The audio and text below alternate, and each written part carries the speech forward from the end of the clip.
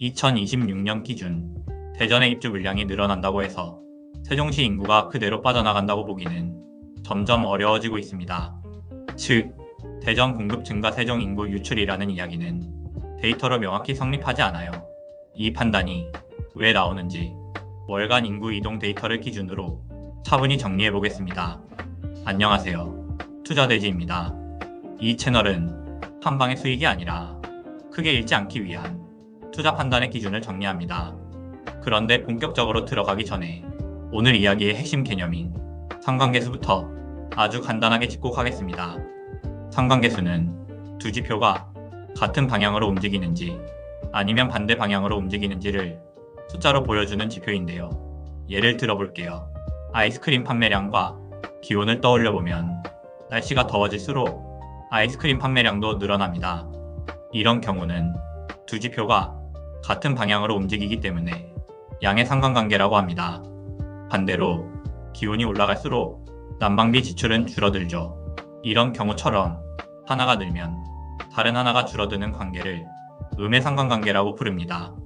따라서 만약에 대전시 인구 증가가 세종시의 인구 감소로 이어진다면 이들의 상관계수는 음의 상관관계가 될 것이에요. 이제 이 개념을 기준으로 세종시와 대전시의 월간 인구 이동 데이터를 살펴보겠습니다. 먼저 세종대전 월간 인구 이동부터 봅니다. 세종시와 대전시의 인구 관계를 이야기할 때 가장 많이 인용되는 근거는 국가통계포털 KOSIS의 월간 인구 순위 동량 데이터인데요. 이 자료를 기준으로 세종시 월간 순위 동량, 대전시 월간 순위 동량만을 추려 2017년 1월부터 2025년 12월까지의 데이터를 정리해봤습니다. 이 두 지표의 상관계수를 계산해보면 약 0.75 수준의 음의 상관관계가 나오죠. 수치만 보면 대전으로 사람이 들어가면 세종에서는 사람이 나간다는 해석이 나올 법도 합니다. 하지만 여기서 중요한 건 이 상관관계가 언제 만들어졌느냐예요. 음의 상관관계는 언제 만들어졌을까요? 전체 기간을 그대로 보는 대신 이 데이터를 연도별로 나눠서 다시 계산해보면 전혀 다른 그림이 나타납니다. 강한 음의 상관관계가 뚜렷하게 나타났던 시기는 대체로 2022년 이전인데요. 이 시기는 세종시가 빠르게 성장하던 시기였고 대전에서 세종으로의 인구 이동이 매우 강하게 나타났던 구간입니다.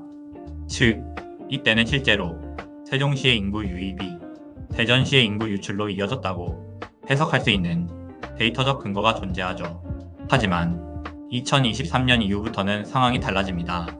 세종시 인구가 어느 정도 규모로 정착한 이후에는 두 도시의 월간 순위 동량 사이에서 일관된 상관관계를 찾기 어려운 구간이 이어지고 있습니다.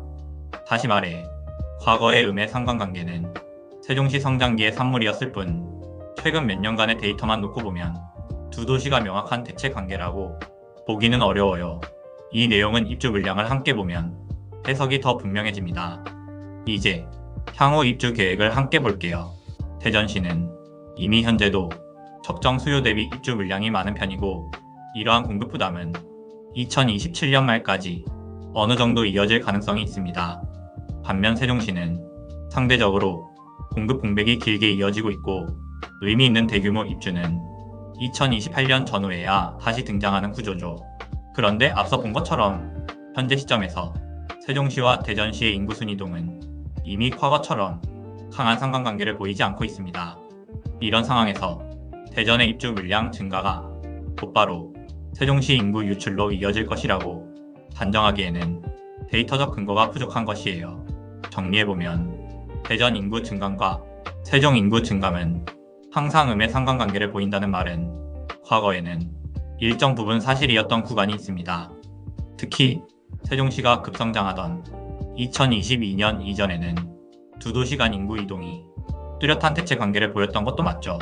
다만 현재 시점에서는 인구 규모가 안정된 세종시, 공급 부담을 안고 있는 대전시, 최근 몇 년간 뚜렷하지 않은 상관관계, 이 세 가지를 함께 보면 대전의 입주 물량 증가가 세종시 인구에 결정적인 영향을 준다고 단정하기는 어려운 상황입니다.